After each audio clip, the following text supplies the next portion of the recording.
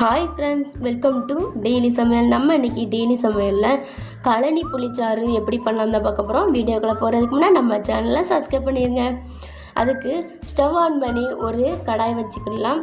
அதில் கடாய் ஹீட் ஆனதும் தேவையான அளவு ஆயில் விட்டுக்கலாம். நீங்கள் தேங்காய் எண்ணெய் கூட சேர்த்துக்கிட்டது நல்லது.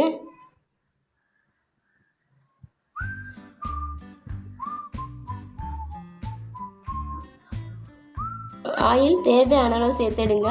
நான் இதில் தேங்காய் எண்ணெய் தான் சேர்த்துருக்கிறேன். இப்போது இதை சேர்த்துட்டு இது ஆயில் நல்லா ஹீட் ஆகட்டும். ஆயில் நல்லா ஹீட் ஆகிட்டு இதில் எடுத்து வச்சுருக்க 1 ஸ்பூன் கடுகு, 1 ஸ்பூன் கடலைப்பருப்பு, 1 ஸ்பூன் அளவுக்கு ஜீரகம் எடுத்து வச்சுருக்கிறோம். இதை அதில் சேர்த்துடலாம். இப்போது கடுகு, ஜீரகம், கடலைப்பருப்புலாம் நல்லா பொரிஞ்ச பிறகு இந்த காஞ்ச வர மிளகா 4 ஒன்றா சேர்த்துக்கலாம். சேர்த்துட்டு மிக்ஸ் பண்ணி விட்டுருங்க. நான் 1 கப் அளவுக்கு சின்ன வெங்காயத்தை பொடி பொடியாக கட் பண்ணி வச்சுருக்கிறேன். அதையும் சேர்த்துக்கலாம். சேர்த்துட்டு நல்லா மிக்ஸ் பண்ணி விடுங்க. தேவையான அளவு பெருங்காய பொடி சேர்த்துடுங்க. பெருங்காய பொடி சேர்க்குறது இன்னும் டேஸ்ட் நல்லாயிருக்கும். இப்போது இதில் 3 பச்சை மிளகாய் சேர்த்துடுங்க, கீராமல் முழுசாக. தேவையான அளவு கருவேப்பிலை சேர்த்துடுங்க. நான் 1 கொத்தளவு கருவேப்பிலை சேர்த்துருக்கேன். சேர்த்துட்டு நல்லா மிக்ஸ் பண்ணி விட்ருங்க. இது எல்லாமே நல்லா பொன்னிறமாக வெந்து வரட்டும்.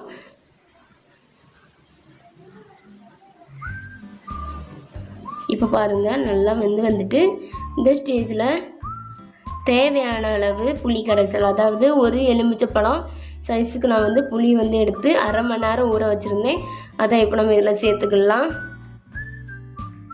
சேர்த்துட்டு தேவையான அளவு தண்ணி ஆட் பண்ணிவிடுங்க.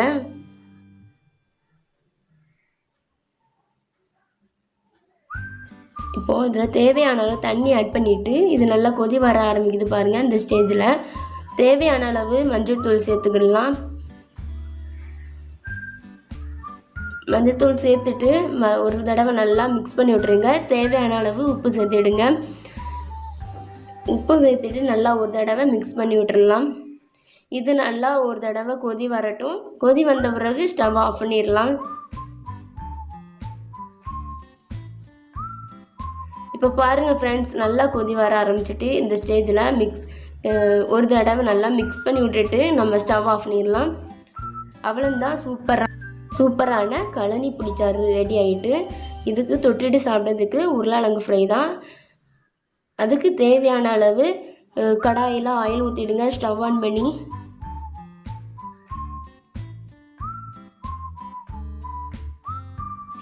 ஆயில் ஹீட் ஆனதும் சின்னதாக கட் பண்ணி வச்சுருக்கிற அந்த உருளைக்கிழங்கை சேர்த்துக்கலாம்.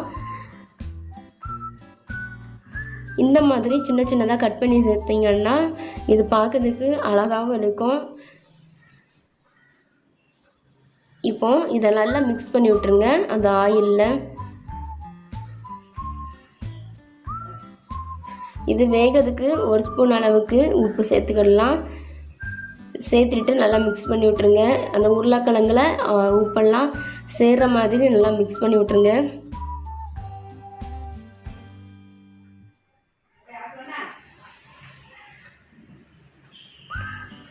ஃப்ரெண்ட்ஸ், நல்லா உருளைக்கிழங்கெல்லாம் வந்துட்டு இந்த ஸ்டேஜில் இதுக்கு தேவையான மசாலாஸ்லாம் நம்ம சேர்த்துக்கிடலாம்.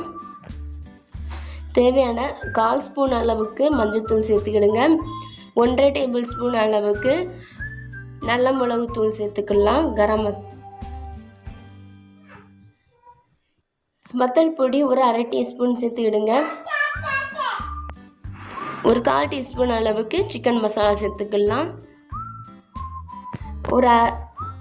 ஒரு பிஞ்சு அளவுக்கு ஃபுட் கலர் சேர்த்துக்கலாம். நீங்கள் ஃபுட் கலர் வேண்டாம் அப்படின்னா நீங்கள் red colour Kashmir chilli powder கூட சேர்த்துக்கலாம். இப்போ இதை நல்லா மிக்ஸ் பண்ணி விட்ருங்க. அந்த உருளைக்கிழங்கு எல்லாமே இந்த மசாலாஸ் நம்ம சேர்த்துருக்க அந்த ஃபுட் கலர் எல்லாமே நல்லா அட்டாச் ஆகணும். இப்போ பாருங்கள், நல்லா மிக்ஸ் பண்ணியாச்சு. இந்த ஸ்டேஜில் 1 ஸ்பூன் அளவுக்கு உப்பு சேர்த்துக்கலாம். அவ்வளோதான், இதையும் நல்லா மிக்ஸ் பண்ணி விட்ருங்க. பாருங்கள், பார்க்கறதுக்கே எவ்வளோ அட்ராக்டிவாக சூப்பராக இருக்குது பார்க்கறதுக்கே. அவ்வளோதான் ஃப்ரெண்ட்ஸ், சுவையான கழனி புளிச்சாறும் நமக்கு தொட்டுட்டு சாப்பிட்றதுக்கு உருளைக்கிழங்கு மசாலாவும் ரெடி ஆகிட்டு. பாருங்கள், பார்க்கறதுக்கே இந்த கழனி புளிச்சாறு எவ்வளோ அழகாக இருக்குது. அவ்வளோதான், இந்த வீடியோ பிடிச்சிருக்குன்னு நினைக்கிறேன். பிடிச்சிருந்துன்னா நம்ம சேனல் டெய்லி சமையலை சப்ஸ்கிரைப் பண்ணுங்கள், பக்கத்தில் இருக்க பெல் ஐக்கன் கிளிக் பண்ணுங்கள். அப்போ தான் நான் போடுற வீடியோ உடனுக்குடன் நோட்டிஃபிகேஷனில் வரும். பாய்.